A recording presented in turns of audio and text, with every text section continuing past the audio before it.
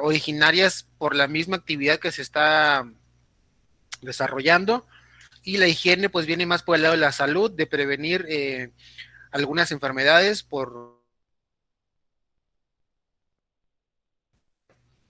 Esto contribuye a que se construya un medio de ambiente de trabajo adecuado y justo, y así los empleados pueden desarrollar mejor su trabajo, ¿sí?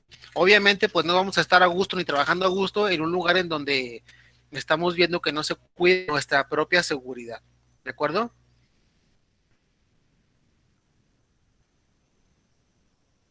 Ok. Dudas hasta aquí, muchachos, con higiene y seguridad e higiene.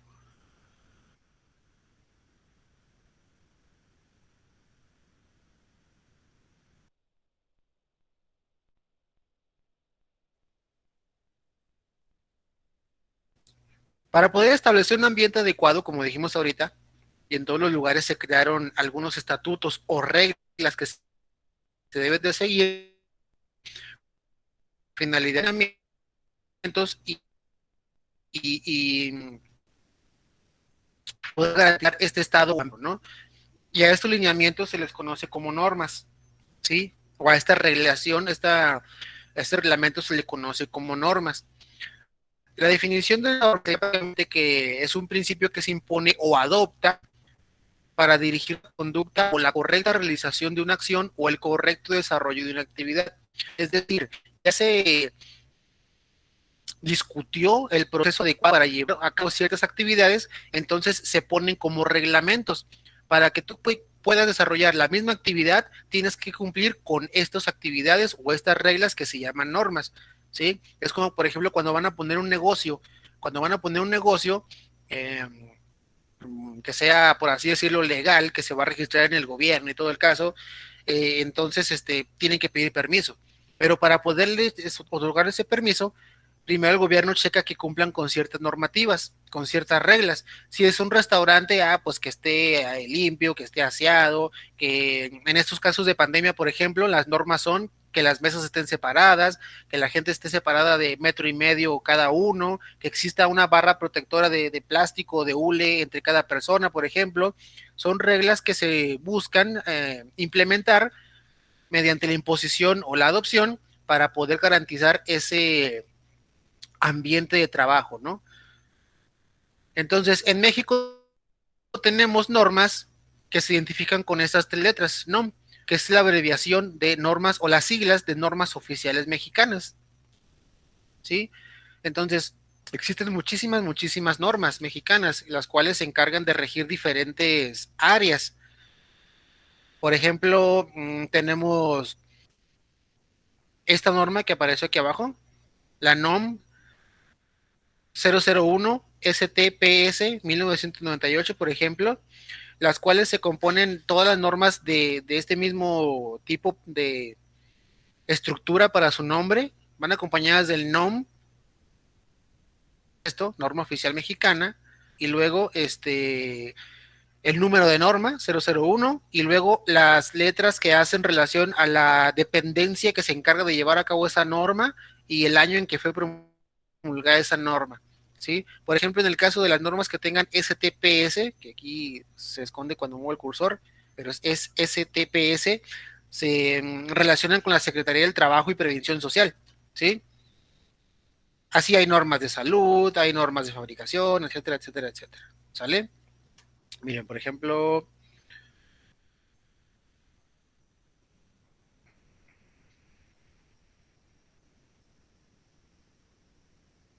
bueno, vamos a ver. Por ejemplo, tenemos también otro tipo de normas y este organismo, ISO, es quien se encarga de llevar a cabo la aplicación de esas normas. ISO es una institución que son también siglas que es en inglés, International Organization for Standardization, algo así, ¿no? No tengo tan buen acento inglés, pero bueno. Y es un organismo internacional, como su nombre lo dice, es una organización que se encarga de llevar esas normas de manera internacional. Son prácticamente lo mismo que las normas mexicanas, nada más que estos procedimientos ya se avalaron a nivel mundial, se discutió y se llegó al acuerdo de que es el mejor procedimiento para llevar a cabo ciertas actividades a nivel mundial, y por eso existen ese tipo de normas ISO también, ¿sí? Por ejemplo, tenemos en este caso la ISO 17025, la cual habla de los requisitos que tienen que haber para poder llevar a cabo la calibración de un dispositivo. Entonces, si se acuerdan, el día de ayer hablamos de lo que es la calibración, entonces también existe cierta normatividad o cierto reglamento que se debe de llevar a cabo para llevar la calibración de un ente, ¿no? Entonces, la norma que se encarga de hablar cómo llevar a cabo eso es la ISO-17025, ¿sale? Entonces, esa norma se encarga de mencionar cómo realizar algunos procesos para calibrar y hasta con qué materiales o patrones realizar el procedimiento, ¿sí? Además de mencionar el método a seguir para cada instrumento o para cada material que se vaya a utilizar. Todo esto con la finalidad de que la calibración de los instrumentos de medición se lleve a cabo de manera adecuada. Ese es el objetivo principal de las normas, tanto ISO como NOM, que todo se lleve de la manera adecuada. Por ejemplo, tenemos poquito con una nueva norma en los productos que consumimos. Por ejemplo, si se acuerdan, empezaron a ponerles unos sellos negros que dice exceso de sodio, que es exceso de calorías y que exceso de azúcares y no sé qué. Eso es un reglamento que se impuso nuevo y en el cual los productos lo tienen que seguir para que se les dé permiso de comercializarlo. Si no, no los dejan comercializar. Pero todo es con la supuesta intención de generar una mejor alimentación para nosotros las personas. Entonces, todos los productos que salen al mercado deben estar sujetos y obedecer alguna de las normas mexicanas, o en el caso de las ISO también puede ser con la finalidad de establecer cierta calidad en los productos, ¿sí? Por ejemplo, en muchos de los productos, si ustedes les dan vuelta, viene una tablita en algunas ocasiones con esta inscripción, ¿sí? La NOM, y viene el nombre de la norma, así como y no nos dice de qué habla la norma, pero la norma debe estar sujeta a algo relacionado con el producto. Por ejemplo, en el lado de los refrescos puede estar hablando de cómo elaborar el refresco, cuánta azúcar ponerle, cuánta azúcar no ponerle, que si el agua debe de ser hervida 5 minutos o 10 minutos, que si se le debe de agregar un jarabe especial o no, etcétera, etcétera, etcétera. Todo eso va establecido en estas reglas, y se supone que los productos lo tienen que seguir para poder garantizarnos a nosotros cierta calidad en lo que consumimos. Y no nada más en lo consumible, sino como vimos acá, también para algunos procesos o hasta en la fabricación de algunos materiales que no tienen que ver nada con la área alimentaria, simplemente con cualquier aparato que se fabrique, también encontramos algunas normas, y también encontramos algunas normas con respecto a seguridad. Por ejemplo, si alguien va a poner un taller de soldadura, existe una norma que habla de cómo debe de estar implementado o establecido ese taller de soldadura, ¿sí? Y dentro de esa normatividad va que, pues, por ejemplo, que si las máquinas de soldado deben estar acomodadas en cierta área del taller, si la herramienta debe estar acomodada en otra, que si debe estar ventilado para que los vapores de la soldadura no se acumulen dentro del espacio del taller y vaya a provocar un accidente por inhalación, etcétera, etcétera. Todos esos enunciados vienen dentro de las normas, ¿sí? Para eso nos sirve la normatividad. Y por ejemplo, ahorita que estamos trabajando con electricidad, la electricidad pues no es la excepción, ¿sí? También debe de haber, o existen más bien algunas normatividades para trabajar con la electricidad. Eh, y como ya todos sabemos, la electricidad fluye, o el flujo de electricidad fluye a través del camino que le ofrece menor resistencia, ¿sí? Y el cuerpo humano ofrece un camino de poca resistencia, por lo que se debe de cuidar que la electricidad no tome ese camino, ¿sale? Miren, la electricidad es como el agua. Hagan de cuenta que tenemos aquí una presa. Digamos que este es el agua acumulada, ¿no? Para no dibujar toda la barrera y la presa. y el agua está estancada. Entonces, la presa, pues me representa lo que es la batería, ¿sí? Esto es una batería. Nada más que en lugar de guardar agua, pues guarda electricidad, ¿no? Pero hagan de cuenta que es ahí. La electricidad, los electrones están aguardando aquí el momento adecuado para empezar a salir, igual que aquel agua. Si el agua se le deja salir, pues sale y siguiendo su camino, ¿sí? Pero si el agua llega a este lugar, ¿qué es lo que va a hacer el agua? Ah, pues va a venir por aquí y se va a partir en dos, ¿no? Bueno, pues la electricidad hace lo mismo. En cuanto se le deja camino para que pase,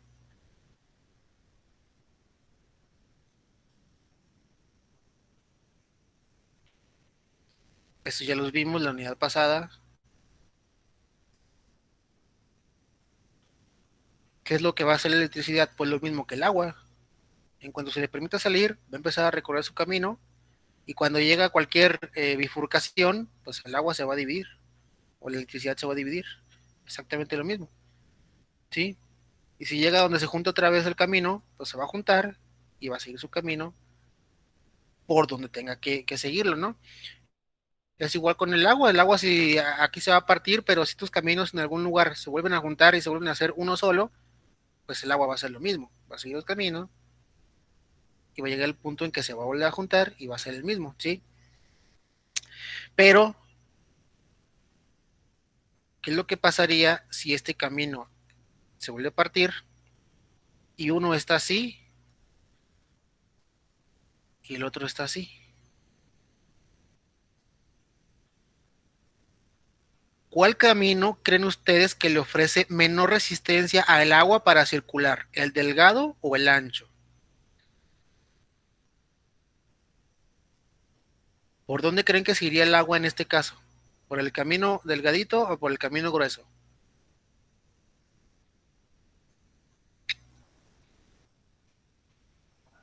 Por el delgado, ¿no? ¿Por ahí se iría más agua? ¿Por el delgado? En este caso no. Por el delgado a lo mejor sí se va algo de agua, pero por el grueso se va mucha más. ¿Por qué? Porque cabe más, simplemente por ese hecho, ¿no?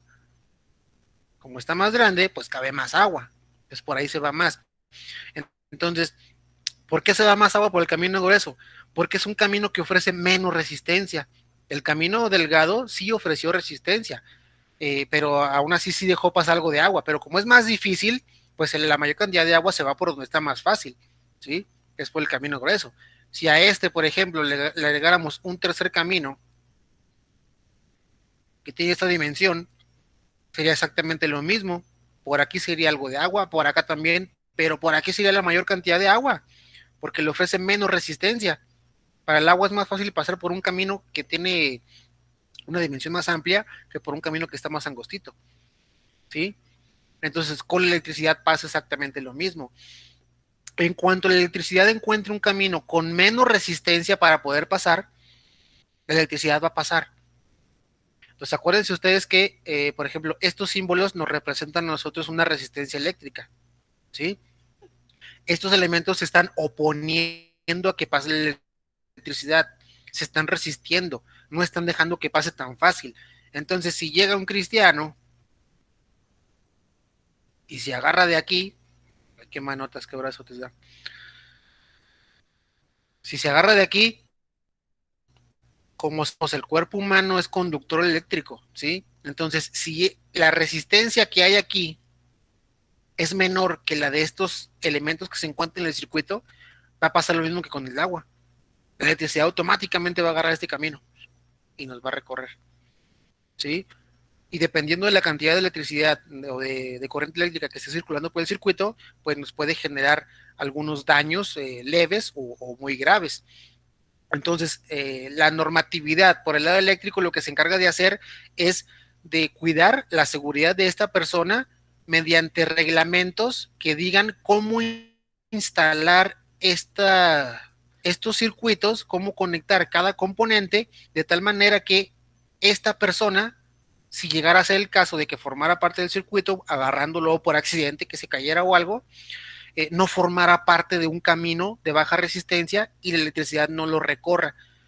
¿Sí? Eso quiere decir que debe de haber en el circuito algún camino que ofrezca todavía mucho menor resistencia que un cuerpo humano. ¿Sí? Y por lo general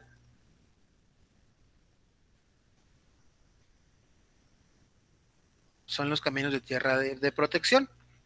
¿Sí? Entonces, para eso sirve una tierra de protección. En su casa, por ejemplo, debería de ser así, ¿no? Bueno, ya la mayoría de los medidores son digitales, que tienen aquí numeritos. Pero en su casa debería de haber por aquí, o puede que esté en otro, ubicado en otro lugar, pero fuera de la casa, una varilla de cobre que está conectada de manera interna, pero va a lo que es la tierra. O sea, así literalmente la tierra, al suelo. ¿Sí? Y esta varilla es la que se encarga de que cuando haya una sobrecarga, en lugar de que se vaya para la casa, se vaya por el camino que tiene menor resistencia, que debería de ser este. Entonces, la sobrecarga, en lugar de pasar a su casa y que les dañe los aparatos eléctricos, se va por el camino que tiene menor resistencia, que debería ser la varilla de cobre que está conectada directamente a la tierra. ¿Va? Por eso algunas clavijas o algunos enchufes de aparatos, el cable, muchos tienen así, dos, ¿sí? Pero hay otros que en medio y arriba tienen otro, ¿sí? Este está destinado para que vaya a un cable que se suponía que debe estar conectado a esta varilla. Por si hay alguna sobrecarga o algo, pues esa sobrecarga sigue el camino de menor resistencia que debe ser este. ¿De acuerdo? Entonces la normatividad de la electricidad se supone que es para eso. ¿Sí? El paso de la corriente eléctrica a través del cuerpo humano, a través de nosotros, puede generar quemaduras graves, internas o externas. ¿Sí? Aparte de que sentimos los típicos toques, también tenemos repercusiones físicas como las quemaduras, ¿sí? Entonces para ello se debe tomar en cuenta generar el ambiente seguro y alguien que va a trabajar en una sección donde hay electricidad muy grande, debemos de cuidar su integridad física mediante la aplicación de esa normatividad para poder establecer ese ambiente de seguro de trabajo y que los trabajadores también estén trabajando de manera confiada y obviamente pues se va a reflejar en su productividad. Acuérdense que yo les había dicho o les había comentado el concepto de arco eléctrico. ¿Alguien de los presentes estuvo en esa clase en donde explicamos la definición del arco eléctrico que se acuerde?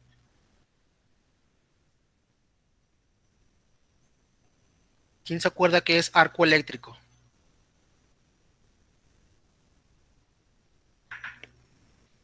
A ver, Pablo, ¿usted no se acuerda?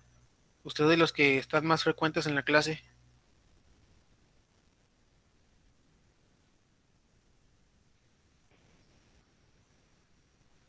No, si está Pablo, ya se fue. Roberto, ¿no se acuerda usted qué es arco eléctrico? No, profe. Yo no, profe. Luis Daniel.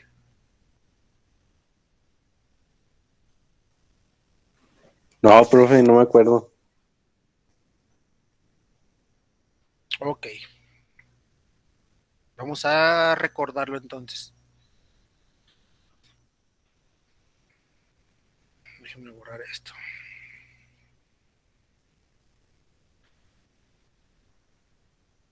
Entonces aquí está la batería y aquí está el interruptor del circuito eléctrico.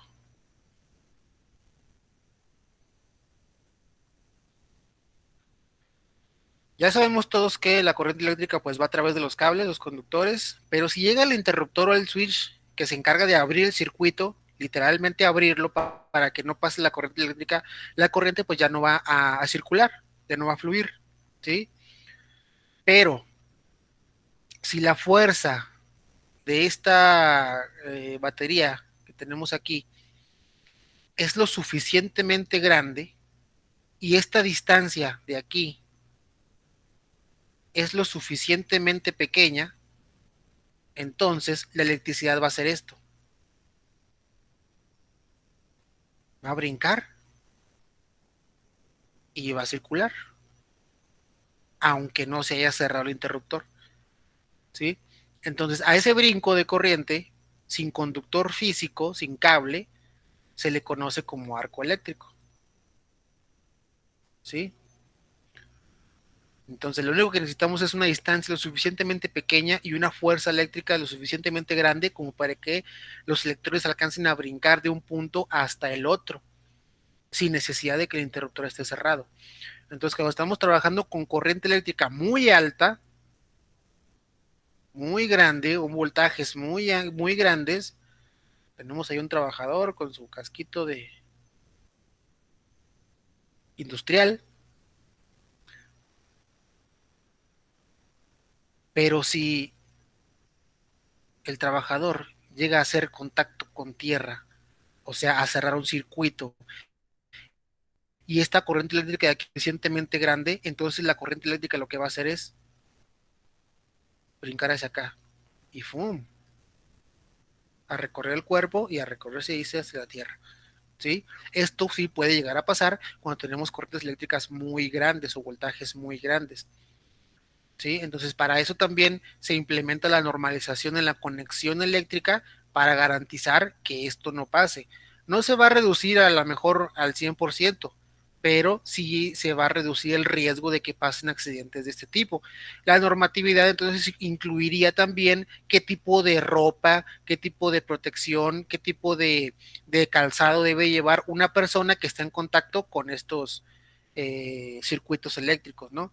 ¿Sí? Ya que sería que, no sé, que tenga zapato con suela de goma, que si casquillo, que si ropa, que sea de algodón, etcétera, etcétera. Entonces, esa es sería parte de la normatividad que se debe de seguir en una industria que esté trabajando con la electricidad. ¿Dudas hasta aquí, muchachos? No, ninguna, profe. Ok, entonces como lo dice aquí el dibujito, ¿no? Esa circulación de electricidad siempre va a ser por el camino que le presente menos resistencia. Entonces, si nosotros ofrecemos ese camino, la electricidad va a pasar a través de nosotros, ¿sí? Y entonces ya les había mencionado también esto. Hay dos maneras de que la electricidad pase por nosotros. La primera es agarrando los dos cables en nuestra casa, ¿sí? Los dos cables. Si agarramos nada más uno, en ocasiones no pasa nada. Pero si agarramos los dos, la corriente eléctrica va a circular de uno hacia el otro a través de nosotros. Y es cuando nos puede dar un choque eléctrico, ¿va? La otra manera es agarrando nada más uno. Oiga, profe, pero usted me acaba de decir que si agarro nada más uno no puede pasar. Puede que se den las condiciones. ¿Cuáles condiciones? En las que la electricidad, bueno, en las que el cuerpo humano forme un circuito entre el cable conductor y la tierra, miren. ¿Sí? Entonces, si pasa eso, la corriente eléctrica va a pasar del conductor hacia la tierra a través de nosotros. ¿Sí? Si no les llega a pasar a ustedes, o si ya agarran algún cable alguna vez en su casa, por ejemplo, y no les dio toques, quiere decir que ustedes, entre ustedes y la tierra existía un aislante, que por lo general la mayoría de los tenis tienen suela de goma, suela de hule, que el hule es aislante. Entonces no estamos haciendo un circuito cerrado con la tierra por el tipo de calzado que usamos.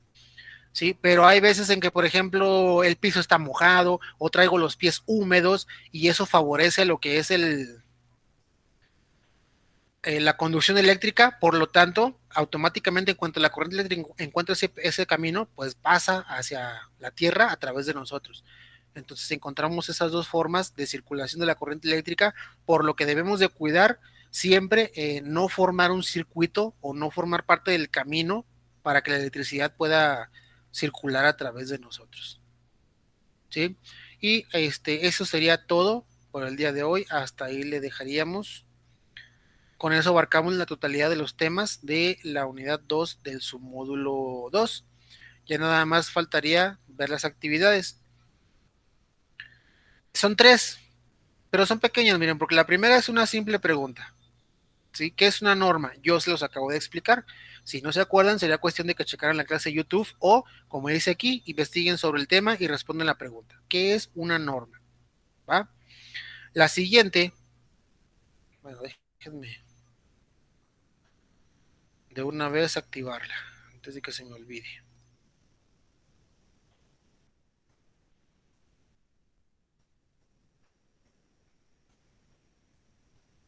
La siguiente sería elaborar un tríptico sobre seguridad de higiene en la electricidad. Puede ser en una hoja de su cuaderno o en una hoja de máquina.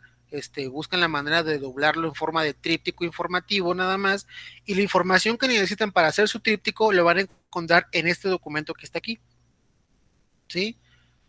Obviamente no van a poner todo, ya conocemos todos un tríptico. ¿A quiénes nos han dado un tríptico cuando vamos por la calle, por ejemplo, promocionando alguna línea telefónica o algún producto, etcétera, etcétera? Van a hacer lo mismo, nada más que ahora de la seguridad de la higiene en la electricidad.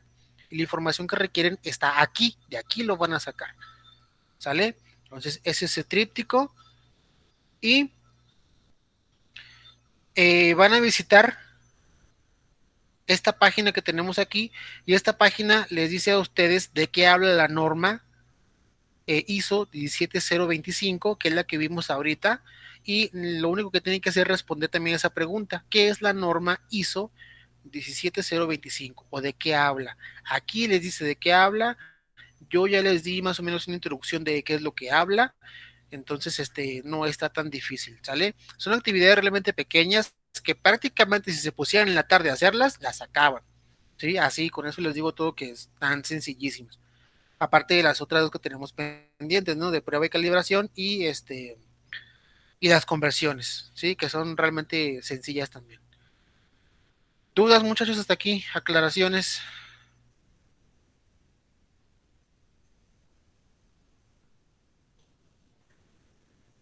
¿Ninguna? No, Ok. ninguna. Entonces, en este punto detengo la grabación